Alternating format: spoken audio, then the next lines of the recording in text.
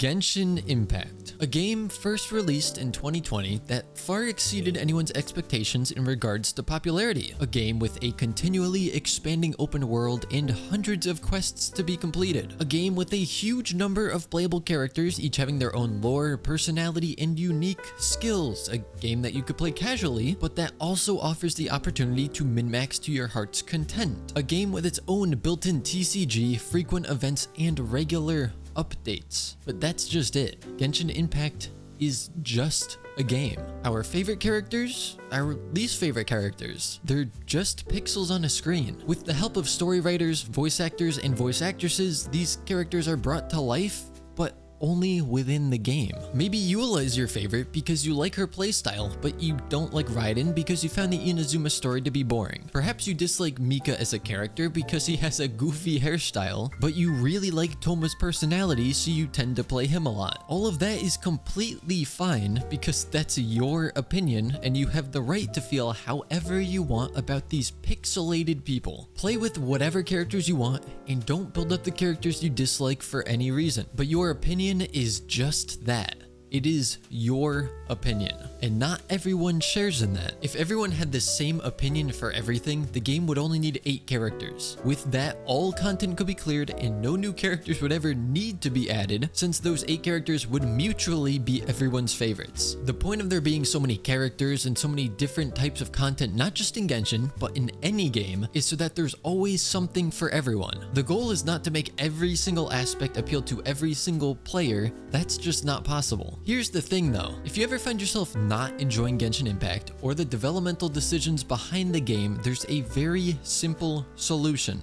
Just stop playing. You are not forced to play the game. It's not supposed to be a chore. It's a video game. If you don't like how long the main quests can be, or the lack of true endgame content, or you just don't feel the same excitement when exploring a new region like you used to, you can just stop playing. And that doesn't have to be permanent. If you went to the gym twice a day, every day with no breaks, your body would burn out eventually. You need rest days in between so your muscles can heal and you can gain the full benefits of the workout. Now, playing Genshin Impact is about the furthest thing from working out in a gym, but the same principle applies. If you keep throwing yourself into the game despite your fatigue with it, you won't enjoy your time and it'll only compound. Now, there's no single reason as to why I'm making this video, since it's more so the culmination of many different occurrences, but allow me to speculate a little bit as to what a potential cause may be for what I'm seeing. Genshin Impact does not have much competition. Some games have tried, but ultimately Genshin is still the most popular in its niche. Because of this, I would wager that Genshin is the only game that a lot of people play. This means that when someone else says they don't like the game, or when the developers make a decision that they don't agree with, or a character's introduced that they don't like, it almost feels like a personal attack. Of course, it shouldn't feel that way, but to some people it seems like it does. This is the game that they spend so much of their time and perhaps even money on. So seeing things implemented that they are opposed to makes them feel the need to lash out in order to, in a way, defend their own beliefs and sometimes even their ego. This is not every player, of course, and it's not even the majority. It is just a very vocal minority that ends up almost representing the community of Genshin players as a whole, which is exactly why a lot of people who have never even played the game openly speak negatively about it and its players. Obviously, if there are decisions made by the developers that don't seem fair to the players, you have the right to speak up. But there's a right way and a wrong way to go about this. Let's not forget, just because a company may be very focused on turning a profit, there are still countless people who work on games like this, and they're just trying to make a living. Perhaps they're very passionate about it, and if they are, that's great, but for them and for those who aren't, it's still just a job. Negatively affecting the life of another living being, or even yourself, over a mere video game is never an acceptable reaction. I don't think this will come as much of a surprise to many of you if you watch my content regularly, but there are plenty of things about Genshin Impact that I don't like. Personally, I don't find the TCG to be fun. I don't love how long some of the side quests are. There are plenty of characters that I'm not a fan of, and I often wonder what the true end goal is, since besides the Abyss, the only other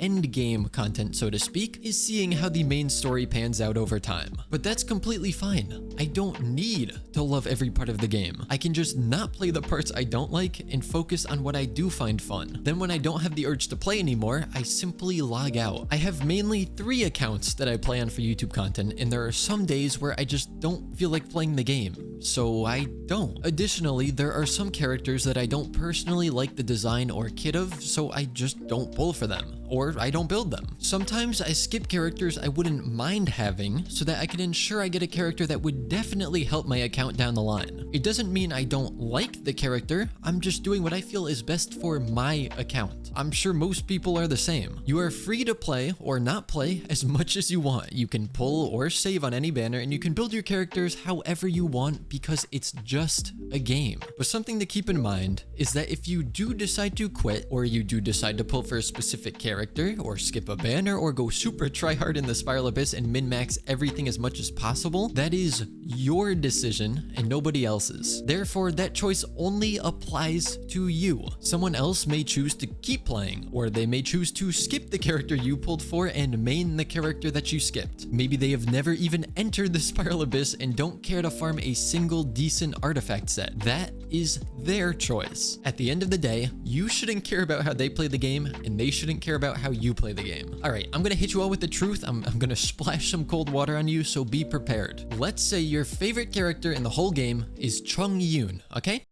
Nobody cares. Is Raiden your favorite character? Well, nobody cares. Maybe you've never even played Genshin Impact and you just happened to stumble upon this video. Once again, nobody cares, and they shouldn't care. But you also shouldn't care enough to try to make them care. It's a game.